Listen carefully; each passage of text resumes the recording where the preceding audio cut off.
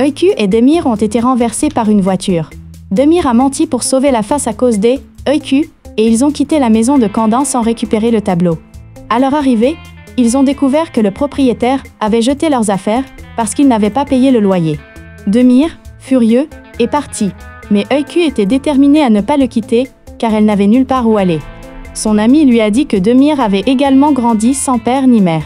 « Va, sauve-toi, au plus vite. Je ne pars pas. » « Ils te mettront dans un refuge, a dit Demir. « Non, je ne pars pas. »« Tu es mon père, a répondu Öykü. Il ne voulait pas laisser partir son père. Ils ont cuisiné dans la rue et sont restés dans la voiture avec Öykü.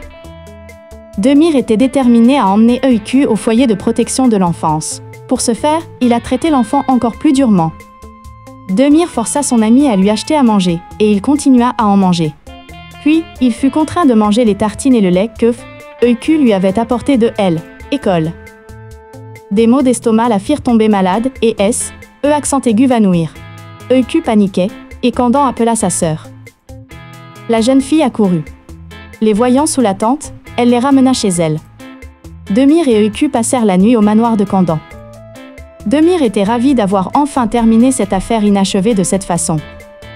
Candan emmena Öykü avec elle au ranch. Leur ami Semal, libéré de prison, vint s'enquérir de Demir. Il avait purgé 8 ans de prison. Il dit à Uyghur, « Tu as 12 heures. Va trouver Demir et amène-le-moi. » Lorsque Demir apprit l'arrivée de Semal, il paniquait. Semal avait été arrêté alors qu'ils étaient en train de cambrioler ensemble et les deux autres étaient enfuis. Il exigeait maintenant de l'argent de Demir.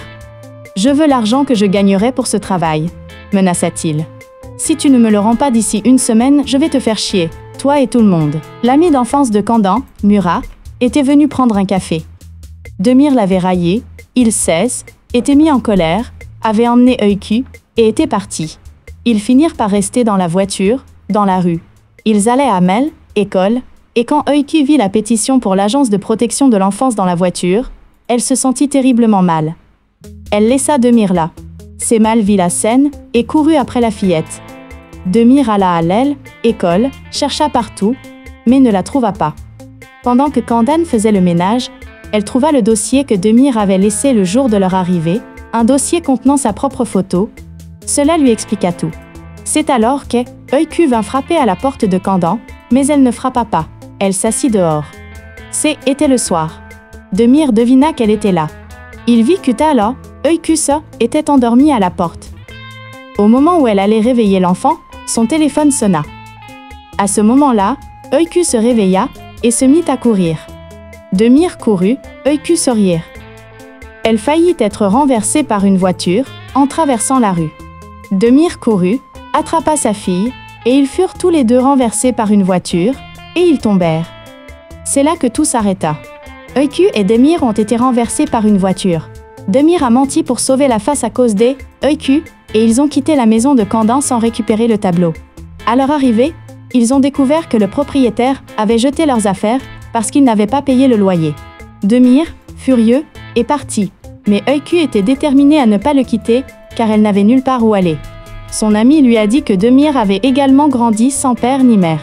« Va, sauve-toi, au plus vite. Je ne pars pas. »« Ils te mettront dans un refuge, a dit Demir. « Non, je ne pars pas. »« Tu es mon père, a répondu Öykü. Il ne voulait pas laisser partir son père. Ils ont cuisiné dans la rue et sont restés dans la voiture avec Öykü. Demir était déterminé à emmener Öykü au foyer de protection de l'enfance. Pour ce faire, il a traité l'enfant encore plus durement. Demir força son ami à lui acheter à manger, et il continua à en manger. Puis, il fut contraint de manger les tartines et le lait que Öykü lui avait apporté de l'école. Des maux d'estomac la firent tomber malade, et accent aigu va nouir. Öykü paniquait, et Candan appela sa sœur. La jeune fille accourut. Les voyant sous la tente, elle les ramena chez elle. Demir et Öykü passèrent la nuit au manoir de Candan. Demir était ravi d'avoir enfin terminé cette affaire inachevée de cette façon. Candan emmena Öykü avec elle au ranch. Leur ami Semal, libéré de prison, vint s'enquérir de Demir. Il avait purgé 8 ans de prison. Il dit à Uyghur, « Tu as 12 heures. Va trouver Demir et amène-le-moi. » Lorsque Demir apprit l'arrivée de Cemal, il paniquait. Cemal avait été arrêté alors qu'ils étaient en train de cambrioler ensemble, et les deux autres S étaient enfuis. Il exigeait maintenant de l'argent de Demir. « Je veux l'argent que je gagnerai pour ce travail », menaça-t-il. « Si tu ne me le rends pas d'ici une semaine, je vais te faire chier, toi et tout le monde. » L'ami d'enfance de Kandan, Murat, était venu prendre un café. Demir l'avait raillé, il cesse, était mis en colère, avait emmené Öykü et était parti. Ils finirent par rester dans la voiture, dans la rue. Ils allaient à Mel, école, et quand Öykü vit la pétition pour l'agence de protection de l'enfance dans la voiture, elle se sentit terriblement mal. Elle laissa Demir là. Cemal vit la scène et courut après la fillette. Demir alla à l'El, école, chercha partout, mais ne la trouva pas. Pendant que Kandan faisait le ménage, elle trouva le dossier que Demir avait laissé le jour de leur arrivée, un dossier contenant sa propre photo. Cela lui expliqua tout. C'est alors que Öykü vint frapper à la porte de Kandan, mais elle ne frappa pas. Elle s'assit dehors. C'était le soir. Demir devina qu'elle était là.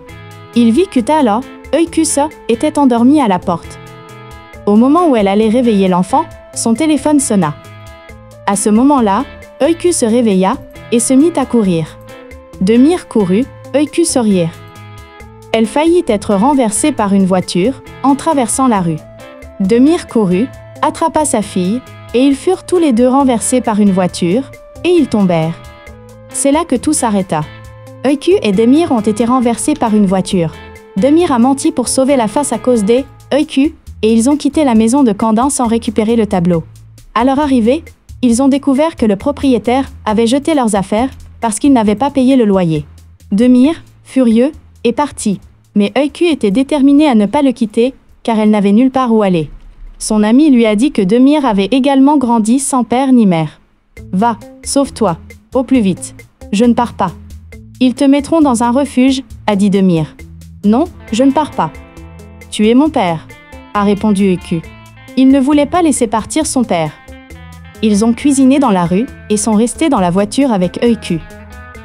Demir était déterminé à emmener Öykü au foyer de protection de l'enfance. Pour ce faire, il a traité l'enfant encore plus durement. Demir força son ami à lui acheter à manger, et il continua à en manger. Puis, il fut contraint de manger les tartines et le lait que Öykü lui avait apporté de l'école. Des maux d'estomac la firent tomber malade, et accent aigu va nouir. Öykü paniquait, et Kandan appela sa sœur. La jeune fille accourut. Les voyant sous la tente, elle les ramena chez elle. Demir et Öykü passèrent la nuit au manoir de Kandan. Demir était ravi d'avoir enfin terminé cette affaire inachevée de cette façon.